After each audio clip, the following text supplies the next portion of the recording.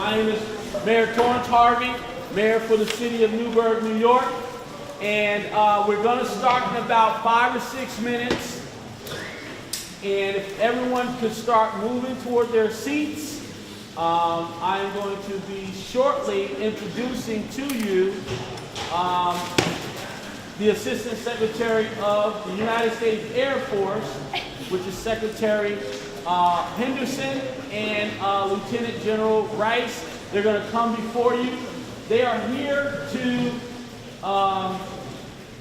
represent their interest in discussing publicly, and this is their second time being here in the city of Newburgh in a public forum to discuss some of the challenges and issues that we've had with PFOS coming into the wrecked pond, into the Silver Stream, and contaminating our Washington Lake, which was one of our greatest resources. Thank you. So I guess, without further ado, we'll introduce to you Assistant Secretary of the United States Air Force, Secretary Henderson. Let's give him a round of applause.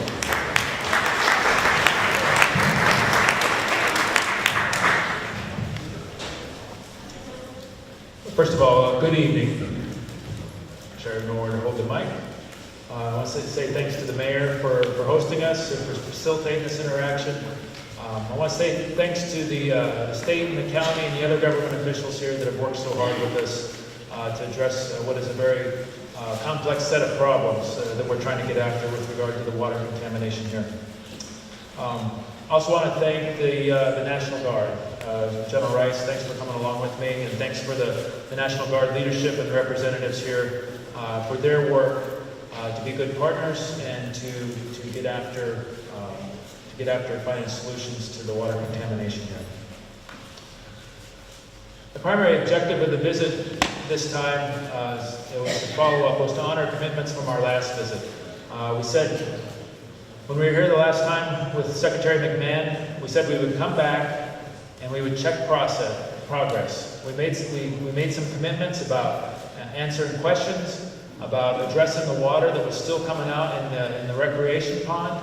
And we talked about a couple of the things that we would do during our last visit. And I said to hold ourselves accountable for those commitments, we would come back and follow up in 6 months and see how it was going and ensure things are moving along the path that they should. So we spent some time making sure that we fully addressed the commitments and the questions that came up, and ensure that the technical actions were taken. So some of those include, we're going to talk about a little bit tonight. We have some subject matter experts here that are actually working on the project from the National Guard, from the Corps of Engineers. One, just to kind of present an update on where they're at, where we're at in the project, and then also be here to answer some of the more technical questions that go along with this. We'll provide a status of the ongoing work, and probably most importantly, a discussion about where we're at right now and what we think the plan is going forward. So just a couple things from an Air Force level perspective, and then I would like to turn it over to General Rice. First of all, I'm using notes out of respect for your time. Otherwise I could talk all night on this. First of all, I just want to say that we're here because we're concerned about the safety and health of our airmen, their families, and the people in the community that are impacted by our activities. And while there's a lot of other stuff going on here, I'll always come back to that because that's why we're here. That's why we've leaned into this, trying to figure out the extent of the problems with PFAS contamination, and then what solutions are available to address it. The Air Force, and speaking on behalf of the Secretary of the Air Force, we're absolutely committed to cleaning up and being here throughout the entire cleanup process for any contamination that we cause due to our activities with fluorinated compounds. And actually that extends to contamination that we've caused through the years through any of our activities, whether that was fuel spills or whether that was any other types of contaminants. We've always been here and always taken responsibility for those cleanups, and we'll continue to do that. We haven't gone anywhere. This has been a long, historic partnership between this community and the National Guard base here, and we want to continue that relationship. And And as a team, we're going to get through these things together.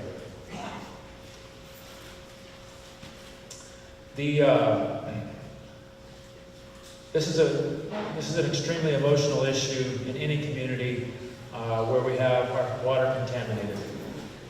For the Air Force, we're looking at 203 sites nationwide in addition to this one, and we have about 189 sites where we're actually coming back and doing more detailed site investigations, and we're cleaning up perfluorinated compounds.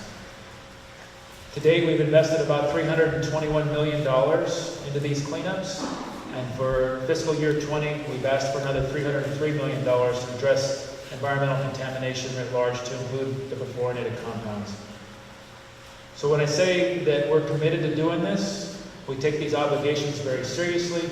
We take the health and safety of our airmen, their families, and the communities very seriously. It's one thing for me to say it, but through our demonstrated actions, putting money where our mouth is, we're getting these things done, and we'll continue to do that, and we'll continue to stay committed until we've addressed the problem fully.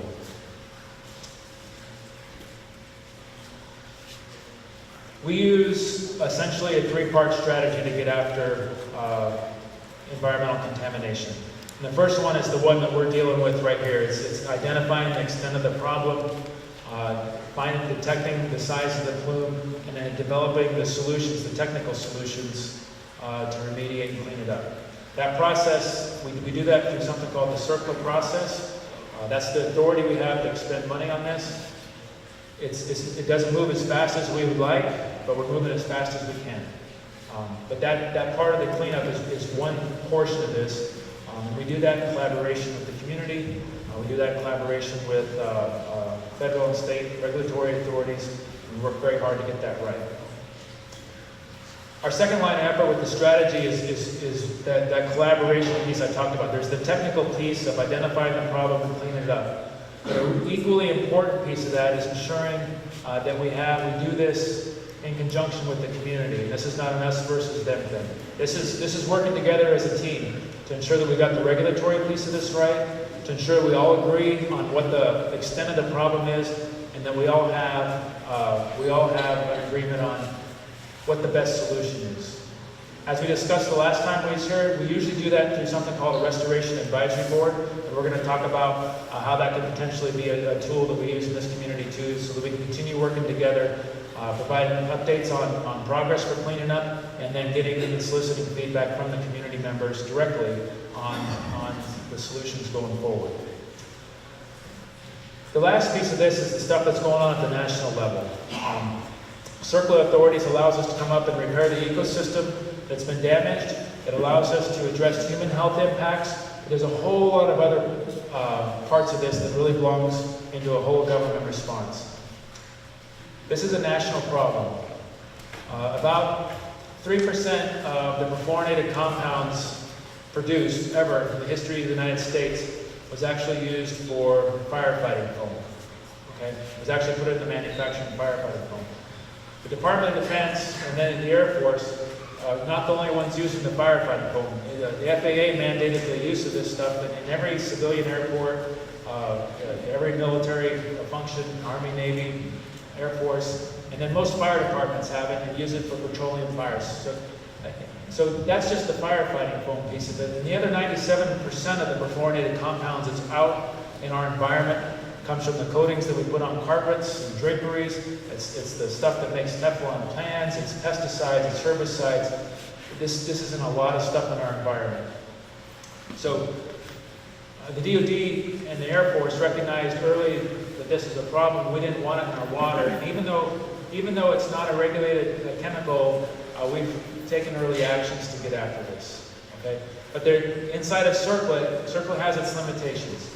The CERCLA limitations, while we can take care of human health impacts, we have a hard time taking care of compensatory stuff for the money and for the financial impacts to communities, farmers, and other things of this. And that's just an authority, the constraint and authority that we have to deal with. And the other piece that we have a hard time addressing is impacts to things other than human health. So stuff like agricultural impacts to fish and wildlife, impacts to cattle, dairy, cranberries, you name it.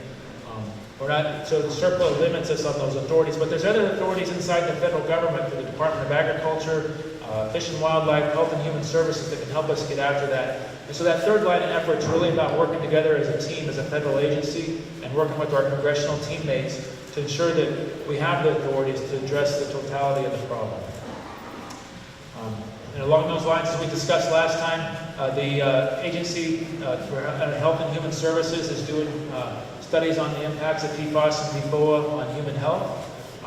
That's helping to discuss those impacts. The Department of Agriculture, in some cases, is helping farmers and ranchers who are impacted by this, and that takes a team effort. And we're working with the EPA to ensure that the regulatory guidance is in place to better guide a long-term management plan for this.